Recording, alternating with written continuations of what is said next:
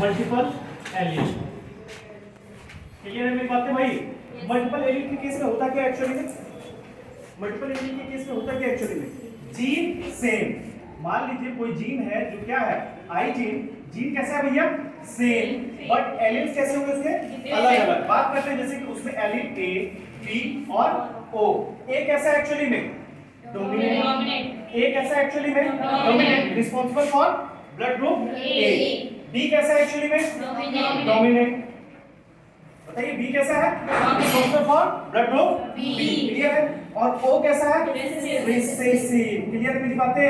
बताइए ओ कैसा है? रिसेसिव। अब बात उठता है कि ये एक्सप्रेस कैसे होगा आरबीसी, ठीक है ना? या मल्टीपल एलील स्टडी कैसे करें? क्लियर है मेरी बातें? समझ में आ रही है नहीं आ रही भाई?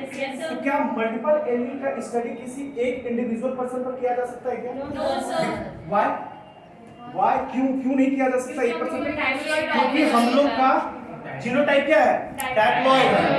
डैप्लॉइड है तो चाहे तो मान लीजिए अगर ए के विषय में बात करें तो हमारे पास जीनोटाइप कैसा हो सकता है? आई ए। चाहे तो क्या हो सकता है? आई ए आई ओ। क्लियर है मेरी बातें? अब ये एक पर्सन हो सकता है, ये अलग पर्सन हो सकता है। समझ में आ रहा है नहीं आ रहा है? क्योंकि इसके अलावा तो तीसरा गुजर ही नहीं सकते उसमें। अरे बताइए ऐसा हो सकता है क्या? नहीं। तो इसलिए हम मल्टीपल एलील के स्टडी के लिए क्या करते हैं एक्चुअली में? पॉपुलेशन स्टडी करते हैं। समझ में आ रहा है कि मल्टीपल एलील के स्टडी के लिए क्या करते हैं अपन लोग? Population study. समझ में आ रहा है?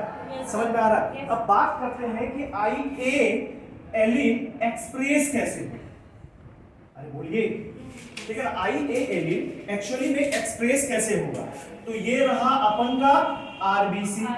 कैसा आरबीसी? इमेच्योर या मैच्योर? इमेच्योर है क्योंकि वो अभी क्या रख रहा है? क्रोमोसोम रख रहा है। क्रोमोसोम रख रहा है, दैट मींस न्यूक्लियस प्रेजेंट है। इसका मतलब क्या हुआ भाई? आरबीसी कैसा है? इमेच्योर। क्लियर है मेरी बातें? समझ में आ रहा है कि नहीं आ रहा है? हमने लिया जीन, वो भी 90 नंबर ऑफ क्रोमोसोम पर। समझ में आ रहा है कि समझ में आया कि नहीं? यहाँ पे डिनोटेड कीजिए कि ये जीन कैसा है? आई ए। आई ए क्या बनाएगा?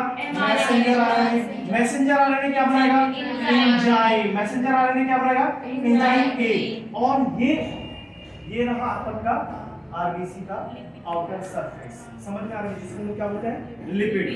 लिपिड मेम्ब्रेन या सेल मेम्ब्रेन। क्लियर है मेरी बात? लिपिड मेम्ब्रेन या सेल मेम्ब्रेन। क्लियर है?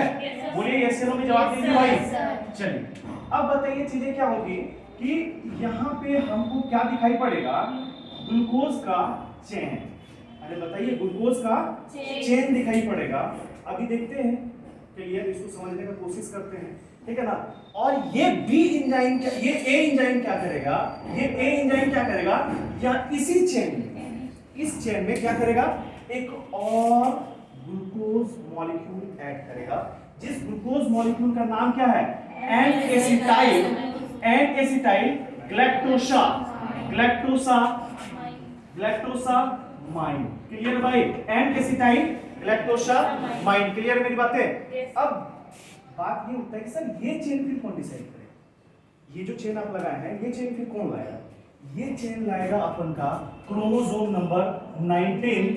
और ये इस चेन को, इस कंप्लीट चेन को अपन लोग क्या बोलते हैं? इस कंप्लीट चेन को क्या बोलते हैं? H antigen. बताइए पहला वाला क्या?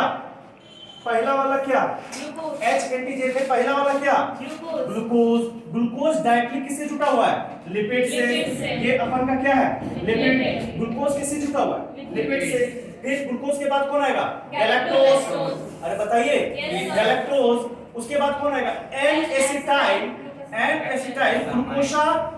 ग्लूकोसामाइन। क्लियर है? And last one is galactose. अरे बोलिए galactose and last one fructose. समझ में आया?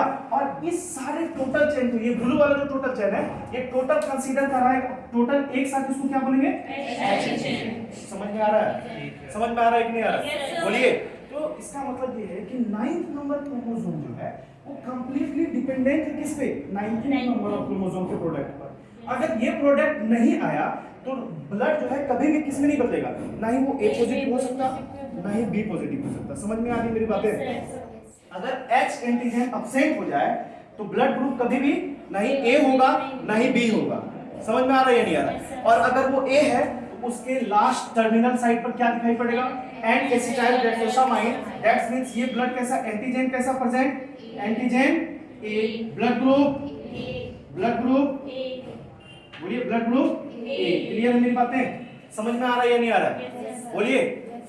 ठीक है, इससे पहले हम आपको ब्लड में भी बता चुके हैं कि एक पर्सन आया था मुंबई में, ठीक है ना, उसके केस में क्या दिखाई पड़ा था कि ये 19th नंबर ऑफ क्रोमोसोम पे जो जीन प्रेजेंट है वो एब्सेंट था, ठीक है ना, लेकिन 9th नंबर ऑफ क्रोमोसोम पे जो जीन है वो प्रेजेंट था, यहाँ एब्सेंट था, ये प्रेजेंट था, यानी कि 19th नंबर ऑफ क्रोमोसोम जब एब्सेंट था, ये जीन एब्सेंट था, तो ये क्या नहीं बना होगा? एच एंटीजन नहीं। एच एंटीजन जब नहीं बना उसका ब्लड ग्रुप डिसाइड कैसे करेंगे? क्योंकि ये जुटेगा किस पे? 9th नंबर ऑफ क्रोमोसोम का जो प्रोडक्ट बनेगा वो जुटेगा किस पे? एच एंटीजन पे। एच एंटीजन पे जब वो जुटा ही नहीं तो ब्लड ग्रुप डिसाइड कैसे करेंगे? समझ में आ रहा है या नहीं आ रहा? मेरी बातें पूरी क्लियर हुई भाई? क्लियर है मेरी बातें? बी के केस में क्या होगा? बी के केस में क्या होगा? बी के केस में क्या होगा? अगर हम बी के केस के विषय में बात करें तो बी के केस में क्या होगा? मान लीजिए ये अपन का रहा आरबीसी, बोलिए, सॉरी, इस एंजाइम का नाम क्या हो जाएगा? इस एंजाइम का नाम क्या होगा? N acetyl galactosamine transferase. अरे बोलिए, ट्रांसफरेज। क्लियर मेरी बातें? ये एंजाइम का नाम क्या है? N acetyl galactosamine transferase. और ये किस पे, ये क्या कर रहा है? ऐड कर रहा है किसको? N acetyl गैलेक्टोसामाइन। क्लियर मेरी बातें? समझ में आई क्या? समझ में आई क्या? चलिए आई, अब हम देखते हैं IBL। समझ में आ रहा है ना भाई? चलिए यहाँ पे भी लीजिए, यहाँ पे जीन क्या प्रेजेंट आ गया? IB। ये फिर किस में बदलेगा? मैसेंजर आरएनए में। और मैसेंजर आरएनए फिर किस में बदलेगा? Enzyme B. किस में बदलेगा? Enzyme B. Is that clear? बोलिए, फिर इसके लिपिड पे क्या मॉलिक्यूल जुटेगा? बताइए, क्योंकि ये IB डिपेंड है किस पे? H antigen. ये IB डिपेंड है किस पे? एच एंटीजन पे। अगर एच एंटीजन नहीं प्रेजेंट होगा तो ब्लड ग्रुप ना ही ए हो सकता ना ही बी हो सकता। क्लियर है मेरी बातें? समझ में आ रही है नहीं आ रही भाई? बोलिए, जो भी बॉन्ड बनाए, ठीक है। पहला वाला बताइए क्या? पहला आवाज आना चाहिए, पहला वाला, दूसरा वाला, तीसरा वाला, एन एसिटाइल ग्लूकोसामाइन। समझ में आ रहा है या नहीं आ रहा भाई? N acetyl glucosamine. लास्ट ये वाला, इसका नाम गैलेक्टोज। इसका नाम गैलेक्टोज। इसका नाम ग्लूकोज। और इस पूरे के पूरे टर्म को अपन लोग क्या बोलते हैं? H antigen. H antigen. Clear मेरी बातें? समझ में आ रहा है या नहीं आ रहा? अब बताइए इसमें क्या जुटेगा? ये एंजाइम बी जो है, एंजाइम बी, इसका नाम है क्या? Galactose transferase. Galactose transferase. तो बताइए गैलेक्टोज ट्रांसफरेज क्या करेगा? ये अटैच करेगा कहां पे? इस गैलेक्टोज पे। अरे बताइए क्या अटैच करेगा? गैलेक्टोज। इस पे क्या अटैच करेगा? गैलेक्टोज। Is that clear? मेरी बातें समझ में आ रही थी?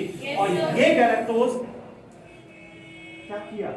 इस एच एंटीजन को रेगुलेट कर दिया और बदल दिया किसमें? किसमें बदल दिया भैया? Antigen B. किसमें बदल दिया? एच से किसमें बदल गया? ये बी में। ब्लड ग्रुप क्या हो गया अपन का? Is that clear? अरे बोलिए, ये से जवाब दीजिए भाई। बोलिए, अब AB के केस में क्या होगा? AB के केस में क्या होगा? ये एच एंटीजन तो चारों तरफ प्रेजेंट होगा ना भाई? एच एंटीजन तो चारों तरफ प्रेजेंट होगा, आरबीसी के चारों तरफ प्रेजेंट होगा। तो AB के केस में क्या होगा? किसी एच एंटीजन में ए वाला पोर्शन यानी कि एन एसिटाइल ग्लाइकोसामाइन। अरे बोलिए, किसी एच एंटीजन में क्या अटैच मिलेगा हमको? N acetyl glucosamine. और किसी एच एंटीजन पे अपन को क्या देखने को मिलेगा? गैलेक्टोज। समझ में आ रहा है कि नहीं आ रहा? और दोनों डोमिनेंट है और दोनों क्या कर रहा है? एक साथ डोमिनेंसी को शो कर रहा है। ये केस कैसा हो गया? कोडोमिनेंस। कैसा हो गया केस? कोडोमिनेंस। क्लियर है मेरी बातें? Yes sir. समझ में आ रही है नहीं आ रही? Yes sir. क्लियर है? Yes sir. ओ के केस में क्या दिखाई पड़ेगा? ओ के केस में क्या दिखाई पड़ेगा? कोई नहीं। ओ के केस में क्या दिखाई पड़ेगा? सिर्फ और सिर्फ एच एंटीजन। समझ में आ रहा है कि नहीं? ओ के केस में क्या दिखाई पड़ेगा? सिर्फ और सिर्फ एच एंटीजन। समझ में आपके एनसीईआरटी में मेंशन है नो एंटीजन, ठीक है ना मेंशन, ठीक है ना, लेकिन ऐसा नहीं है, प्रेजेंट होता है। क्या प्रेजेंट होता है? एच एंटीजन प्रेजेंट होता है। समझ में आ रहा है या नहीं आ रहा? Yes sir. क्लियर है मेरी बातें? Yes sir. बोलिए। Yes sir. बंद कर दो।